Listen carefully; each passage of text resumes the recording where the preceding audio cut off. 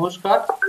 আজকের আমাদের ডে 10 এর আমাদের ভিডিও 21 দিনে যে আমাদের ভিডিও চলছে, আজকে আমাদের 10তম দিন।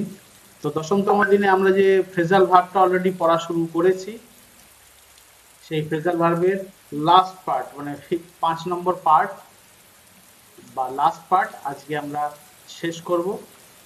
এর পরের দিন থেকে আমরা আরেকটা নতুন ভোকাবুলারির পার্ট শুরু করব।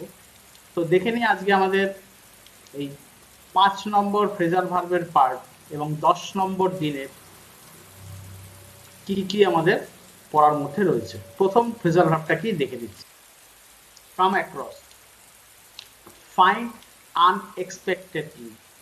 যদি কাউকে মানে অচানক মানে কোনো কিছু নেই, হঠাৎ করে যদি কাউকে কোনো কিছু যদি খুঁজে পাওয়া যায়, মানে খুঁজে পাই যদি আমরা, তখন আমরা এটাকে কাম অ্যাক্রস বলি, মানে হঠাৎ করে সামনে চলে আসার মতো। তো কি আমাদের এক্সাম্পল আছে, she come across an interesting article while researching. সে যখন গবেষণা করছিল তো একটা খুব সুন্দর মানে খুব আকর্ষণীয় একটা আর্টিকেল তার সে খুঁজে পেল। he came across a rare book at a market. সে একটা দুষ্প্রাপ্য বই সে একটা মার্কেটে হঠাৎ করে খুঁজে পেয়ে গেল। put up with, টলারেট মানে কাউকে সহ্য করার কথা বলা হচ্ছে, put up with. she couldn't put up with the construction noise. যখন কোনো কনস্ট্রাকশন মানে ঢালাইয়ের কাজ বা এরকম কোনো কনস্ট্রাকশনের কাজ মানে বিল্ডিং এর কাজ হচ্ছে, এইরকম কাজের সময় যে শব্দটা হয় সেই তার সঙ্গে সেই শব্দটা সে টলারেট করতে পারছিল না। he had to put up with his roommates bad habits.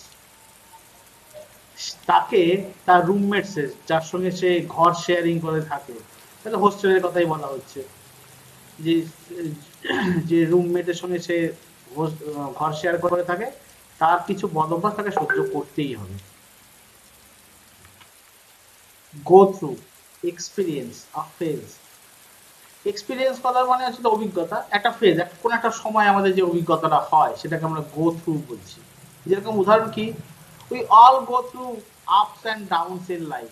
জীবনের ওঠানামাটা আমাদের প্রত্যেকের জীবনেই রয়েছে, প্রত্যেককেই এই সময়টার মধ্যে দিয়ে যেতে হয়। সে went through a difficult breakup last year. গত বছর তার একটা ব্রেকআপ হয়েছিল। ব্রেকআপ মানে আমরা অলরেডি জানি কোনো রিলেশন যখন নষ্ট হচ্ছে, তো এই ব্রেকআপের দরুন সে একটা খারাপ সময়ের মধ্যে দিয়ে গিয়েছিল গত বছর। Look into, investigate. যদি তুমি কোনো কিছু গবেষণা মানে ইনভেস্টিগেট কথা মানে হচ্ছে রহস্য বা ওর ভেতরে কি লুকিয়ে আছে সেটা খুঁজে বের করা হয়। যেরকম উদাহরণটা শুনলে আমরা বুঝতে পারবো। The company decided to look into customer complaints.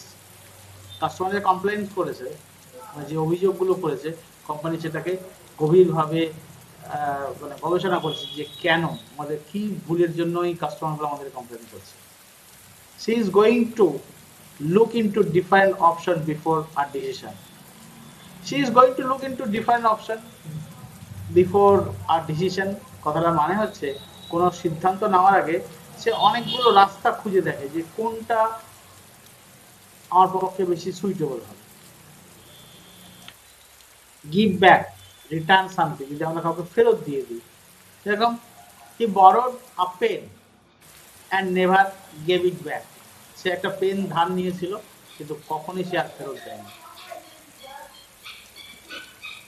He promise to give back the money when she got her paycheck. সে এই টাকাটা তার ফেরত দিয়ে দেবে প্রমিস করেছিল, মানে প্রমিস করার কথা মানে হচ্ছে কথা দেওয়া, যে যখন সে পে চেকটা পেয়ে যাবে তখন সেই টাকাটা ফেরত দিয়ে দেবে। Run into, find someone unexpectedly. কাউকে তুমি খুঁজে পেলে মানে অচানক, মানে কোনো কিছু কারণই নেই, হঠাৎ তুমি কাউকে খুঁজে পেলে, তখন আমরা রান ইনটু বলছি। I ran into my childhood friend at the মল। আমি আমার পুরোনো দিনের বন্ধুকে মলে, একটা শপিং মলে খুঁজে পেয়েছে।